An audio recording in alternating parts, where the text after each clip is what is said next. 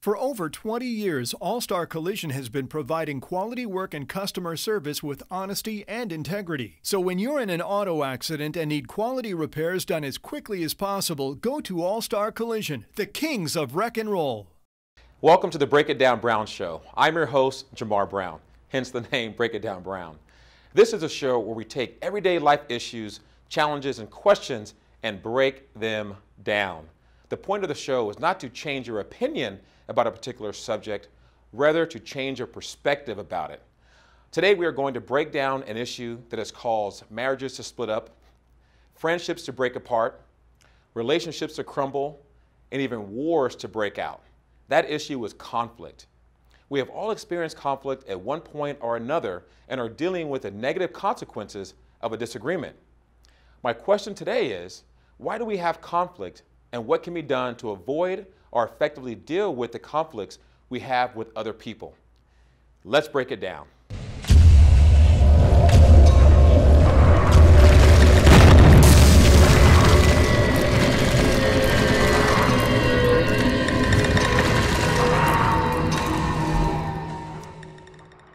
My Break It Down Brown guest today is Patti Cotton. She is a world-class speaker with a Master's of Science degree in Organizational Management and Development. She holds credentials as a professional certified coach. In addition, Patti has received certified training in change management and conflict resolution for both La Sierra University and Harvard. Patti, welcome to the show. Thank you. Nice to be here. You know, Patti, there are thousands of people watching this program that are dealing with conflict, that may have had a fight with their husband or their wife this morning, or yes. Like myself and my daughter, we had a little of a tip this morning about schoolwork and that type of thing. So what I want to do is to really break down this whole conflict issue and start with, how does it start? What leads to conflict in the first half of the program? And the second half of the program, I really want to dive into what are the effects of it, and then what can we do to prevent it? So the first question is, which may seem obvious for a lot of people, but I don't think it is, what is conflict? Break it down for me. Okay, that's a great question, and it is elementary, but it's not that simple. Okay. So it's not that straightforward. So conflict, you've got to have three things to have a conflict. Okay. You have to have two people, or two parts of one person. Okay. You have to have a disagreement somewhere in there, and you have to have some emotion. So those are the three components to really kick off a conflict, because you and I might have a disagreement, but if we really don't care that much about it, we're not going to have a conflict. So you have to add that emotional component to it, and that's where it begins. So let's talk about that emotional component, 'cause I think that's a very good point. It seems like that's probably the fuel to the fire in any discussion. It's yes. okay until someone gets emotional.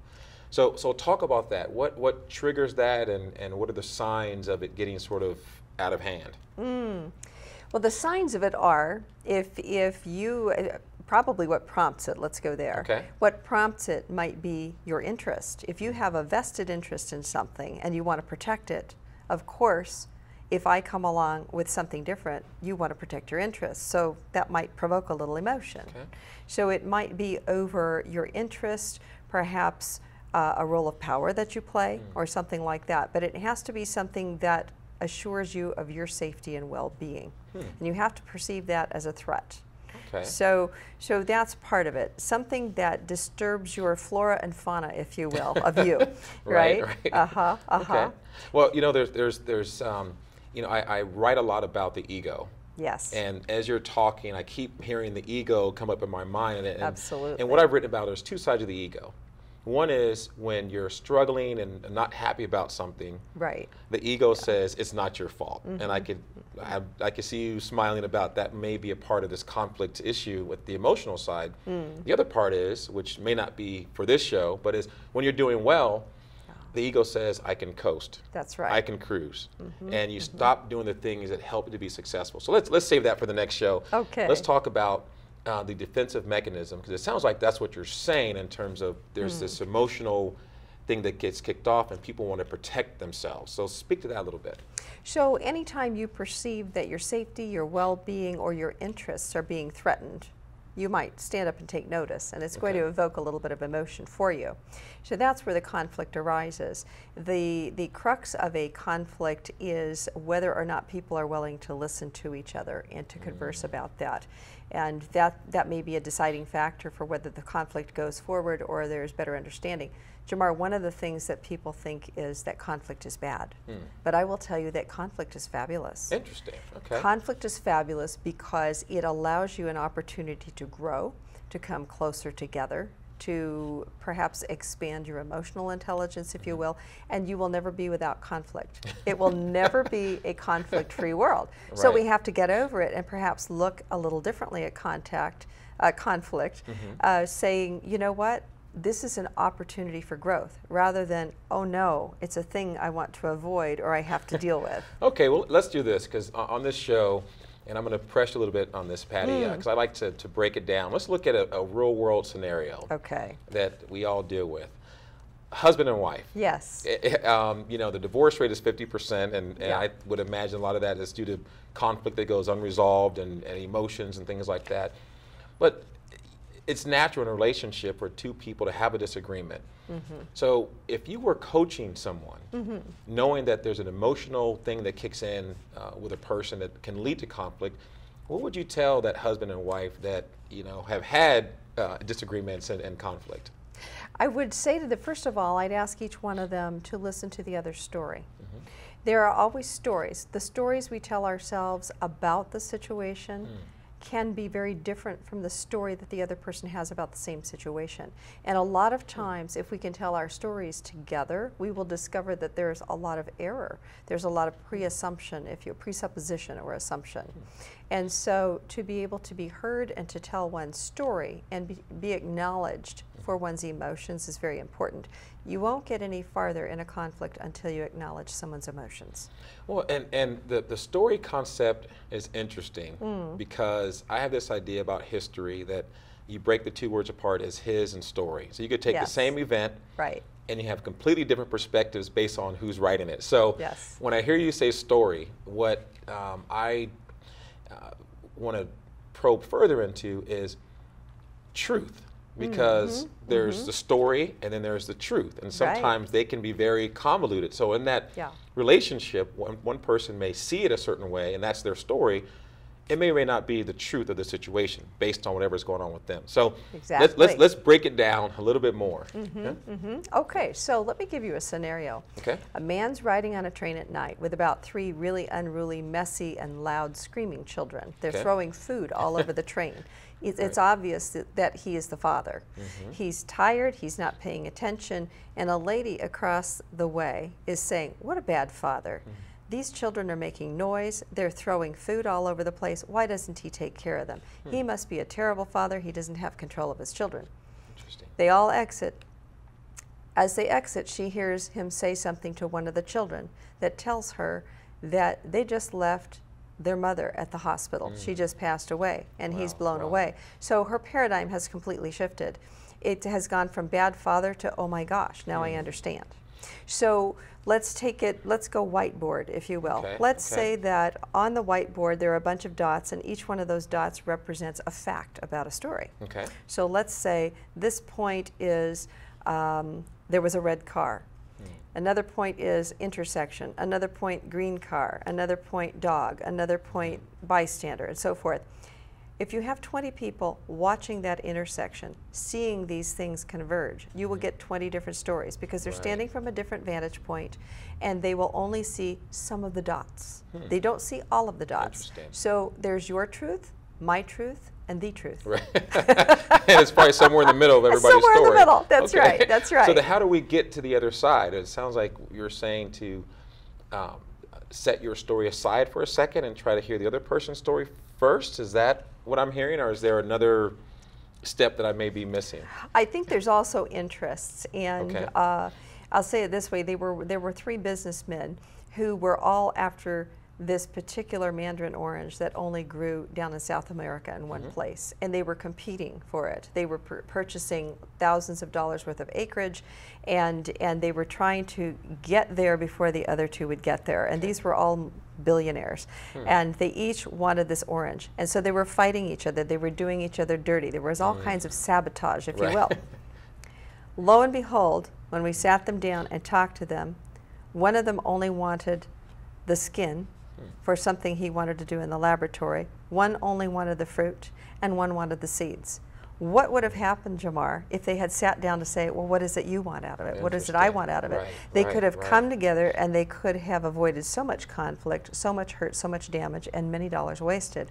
Had they sat down to say, let's talk about it. This is what I want. What do you want? Can we mess around in this and see what we've got here? Where can we come together on this? Wow, that makes a lot of sense, and I think that's going to help a lot of people watching this program.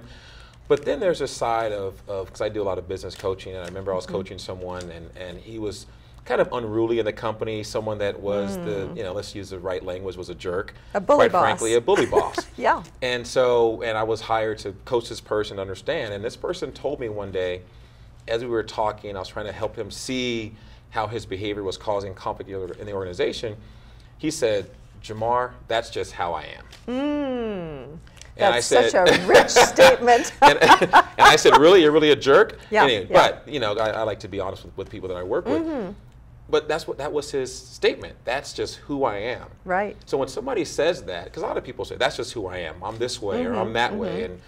And that might be an untrue story for the person, but they may not see it. So, we're going to have Patti Cotton help them go from that's just how I am to see a different side. So how would you have worked with that individual? So I have run across that also. You and I share some, some client base, and what I like to say is what I'm really hearing you say is you have decided that's the way you are, and that's the way you're going to remain. Well, no, what I meant was that's just how I've always been. So tell me, do you believe that you have to stay in that place? Here's what I'm hearing. You've decided that you're not going to do anything different. Isn't that right? Well, yes. Right. But can you get someone to the other side? I mean, or is it, I'm sure some people may need a coach or some bit of advice that may help them. He finally saw the error of his ways and what it was really contributing, and he really said, no, I'm playing this role because it was a defense mechanism, because he felt threatened. He felt that he didn't act like he was this big burly, person that people wouldn't see him in a position of power. Yes. Which was not the case, but that was a story he told himself.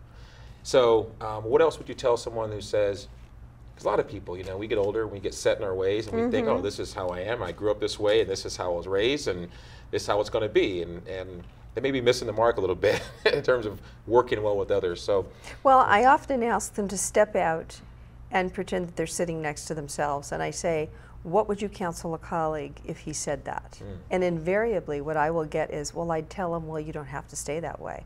But they don't really think of that until they step outside of themselves.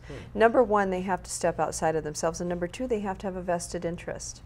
Because if they're not interested in changing, if the payoff is not great enough, they really don't want to do anything about it. To your point, your client decided, that he was threatened, but he wanted a different outcome. After he admitted to you that he was threatened, he was willing to go down a different road. So you have to be willing. Yes. And we're going to take a break in a couple minutes, but there's something that you mentioned to me off camera, which I thought was fascinating. It was the idea of the triangle. Yes. So we're going to touch on it. I'm going to tease you on this a little bit, and then I'm going to stop you. We're going to take a break, and we're going to come back to it. So tell me about this triangle thing. So I love the triangle thing. Yes, so you've got a triangle. You will always play one of three roles in a conflict, and so will I. Okay. But we will also, if we're in a conflict, we may trade roles during the same conflict. And here it is. If you think of the story of Sleeping Beauty, most viewers know the story. There is a prince, there is a princess, and there is a villain. Right. So you've got a victim, who is the princess, you have the knight in shining armor, the prince, and then you have the villain, who is the perpetrator. In every conflict, there will be one of those. You will have a perpetrator, a victim, and a savior, if you will. And If you and I are arguing about who took out the trash last, and I think you ought to have done it, I think you're the villain, but you may think that I'm the villain. However, I'm feeling like I'm the victim because it wasn't taken out. And then somebody may walk into the room and hear the squabble and think, I don't want to hear this, so they'll take out the trash for us. That's the savior. And so, or you may think you're the savior by saying, I'll take it out right now, Patty, forget it. And so, you know, so we will trade roles, but you will, that's the triangle, and invariably, we will play one of three roles within a conflict in each other's eyes, and we will trade all around as it continues. So we could come back to that. Yes, yes. That's a great point to stop at. And when we come back from our break, we're going to break down this triangle a little bit more to find out which role that we typically play in our our situations. Okay. And also, as we go to break, I know that you've done a lot of work with anti-bullying or bullying in general, and a few months ago I wrote a book called You're Ugly, which is an anti-bullying children's book, and it's all about how to help children develop confidence and self-esteem so that they are not affected by the bully, because people are going to experience bullies their entire life, and so we know that. So let's watch a short clip about the book, and when we come back we're going to spend more time with Patti Cotton.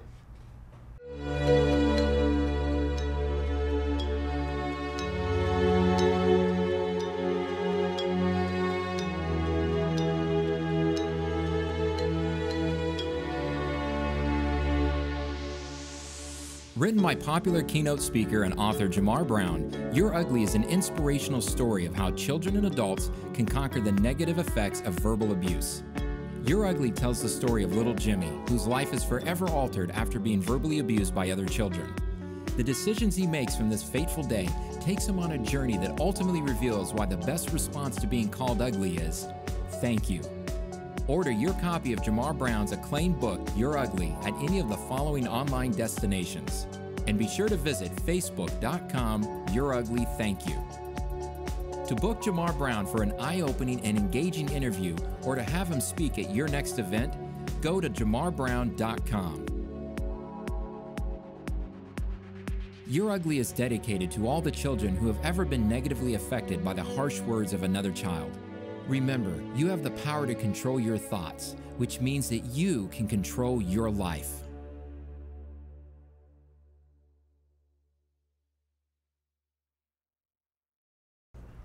All right, welcome back. We're talking with Patti Cotton, who is a world-renowned speaker and trainer on conflict resolution. And we were just, before the break, Patti, we were talking about the triangle and the idea of having a prince, princess, and a villain. Yes. I'm sure we've all played each of those roles at various points in our lives.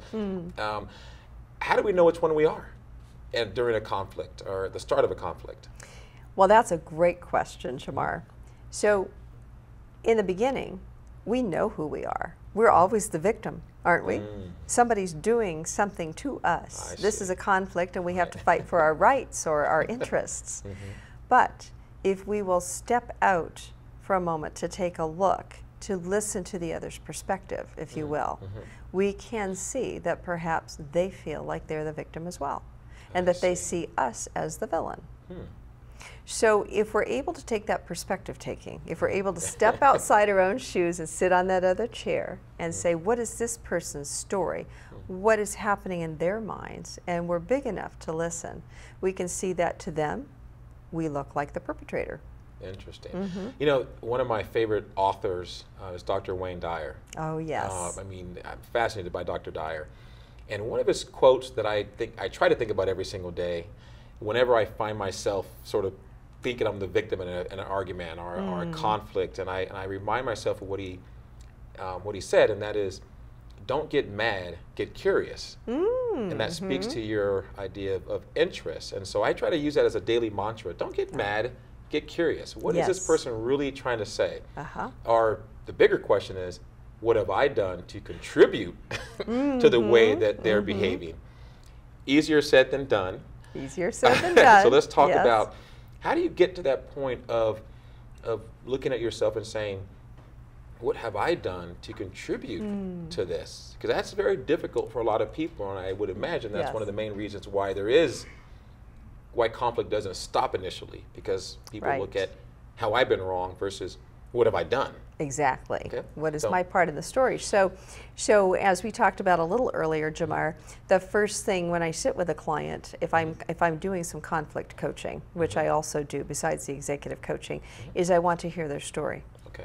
And so I allow them to tell their story, I acknowledge their emotions, and then they will invariably be pointing out here. Right? Right, That right. person, that Yeah. thing, that, you know, they did this. And there comes a point where they have felt heard, and I will hear comments like, well, he just wanted to do that to me because. So I will say, let's pause for a moment and talk about that. You've made a judgment about motives here. Why else, what other kinds of possible reasons might he have had for doing that? Well, no other possible reason. He just, you know, Right, he said, well, let's write down 30. Let's just go crazy and write down because he saw a monkey at the zoo, because it was green on a Tuesday, you know, write down a lot of other reasons that it could have been, whether you know this or not. Okay, well, that's a silly exercise. Well, they'll do it. And then I'll say, so what are you thinking now? Well, clearly none of these others is right, but it does tell me that there could be other possibilities besides the one that I thought in the first place.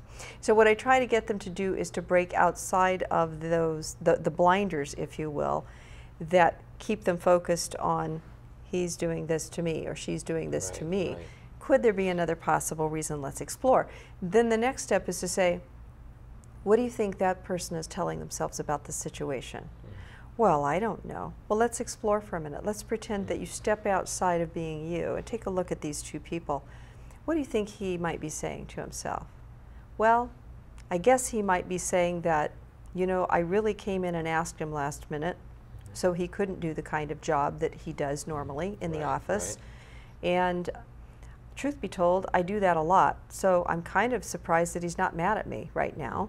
And so they'll come outside of themselves to look at them and the other person in a panorama. And suddenly, since they've lifted themselves outside of their story, they're able to see a story in front of them that allows them to get into the other's head, if you will. That was Does it make sense? very well broken down. Broken down perfectly. I wish we had more time, but I would be remiss if we didn't talk about bullying. Well, not just bullying, but how can we help children deal with conflict? Because children that have conflict are hurt, they live with things, and they become adults which have the same hurt and the same conflict. And that was really the motivation behind my book, because I would do keynote talks and I would talk to so many people who said they were living with these issues that happened as a young child, where they were, you know, told something or had this issue with their parent or with a friend, and it stayed with them, and it affected their entire life. And I just, my heart bled for these individuals, because I dealt with that myself until I finally got over what I was dealing with. And it's a big issue for people. It is. But it starts with children. Yes. And so talk about your work with children, or how can we help children to better have better conflict resolution and understand conflict better? Well, one of the concepts in your book is just, you can't leave this behind. You have to camp on this, and that is that children have to know who they are and be confident about it. And you speak very well to that in your book. So to have that confidence and that self-esteem is primordial. Secondly, I think that as parents, we walk a fine line between hovering helicopter parents and, you know, going to the other side where we aren't vigilant enough, if you will. In children, there is a resilience that develops depending on the attitude that we take with them. For example, if you see your daughter fall down, she's been skating and she skinned her knee, what does she do? She looks to you to see if she should start crying or if she's okay to get back up again. Now translate that over to bullying. I am not saying that you should leave the child alone, because bullying is a situation where someone is being victimized. Someone is and the difference between being a victim and being victimized is the following. Being victimized is where an incident happens and you cannot help it. Playing the victim is that you continue to carry that story with you to tell the world why you can't do, because everything is washing over you, and it's just so. This child has been victimized. So what can we do for our children? First of all, to give them a solid sense of who they are and their self-worth. Secondly, I think to always let them know that you're a safe person to come talk to and to confide in. And thirdly, to model the kind of respect that you expect them to expect and to give back in return. And if you set that very straight with them, that puts their hat on right in case they suffer any behavior that is outside of those realms. So they recognize that that's not good, it's not okay, it's something they don't need to tolerate, and they can come and tell you. Okay, excellent. I appreciate that, and I think it's going to help a lot of parents and children out there. Now I want to speak to some individuals that may not be convinced yet.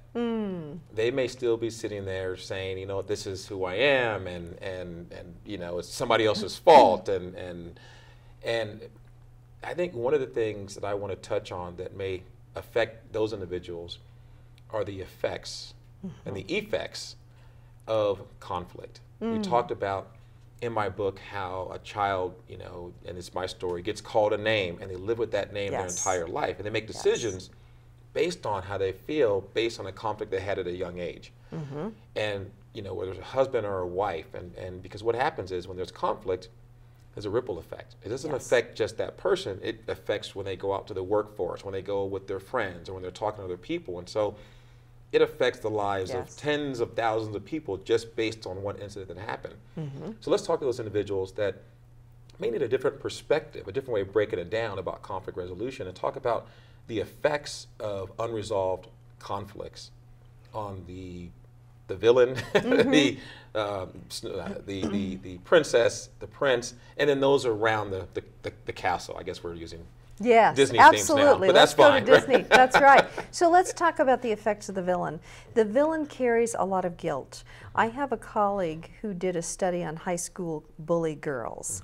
And one of the things that broke her heart when she started to interview them as they came forward was that they had all been bullied and turned around to bully, but that they carried this huge burden in their heart of guilt and what they were doing to others. What that turns into is self-hate and perhaps self-mutilation if they don't turn around and continue to hurt others, if you will. So that's a vicious thing to set off generationally, because you do touch thousands and thousands of lives. So not only are they now hurting themselves, but they're also hurting others in a way perhaps lashing out at the world, trying to scream and say, make it stop, which is very sad. It gives me a compassionate perspective on the bully, not on the bullying, but on the person, him or herself.